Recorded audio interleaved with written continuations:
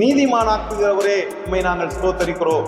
தேவன் இந்த புதிய நாளிலே நீதிமொழிகளின் புத்தகம் 20ஆம் அதிகாரம் 7ஆவது வசனம் சொல்கிறது, நீதிமான் தன் உத்தமத்திலே நடக்கிறான், அவனுக்கு பிறகு அவன் பிள்ளைகளும் பாக்கியவான்களாக இருப்பார்கள் என்று சொல்லி நாம் பார்க்கிறோம்.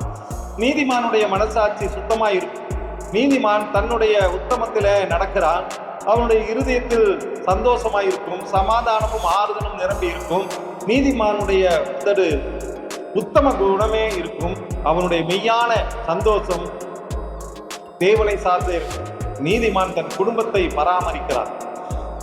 தன் குடும்பத்தில் உள்ளவர்களை நன்றாக கவனித்து விசாரிக்கிறார். கர்த்தர் நீதிமானுடைய காரியங்களில் எல்லாவற்றையும் ஆசீர்வதிக்கிறார். அவனுடைய தேவைகளை சந்திக்கிறார்.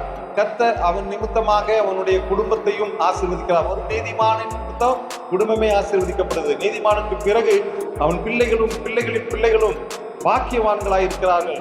கர்த்தருக்கு பயந்து வாழ்கிறவர்கள் தலைமுறையாக கர்த்தர் அவர்களை ஆசீர்வதிக்க போதுமானவராயிருக்கிறார்.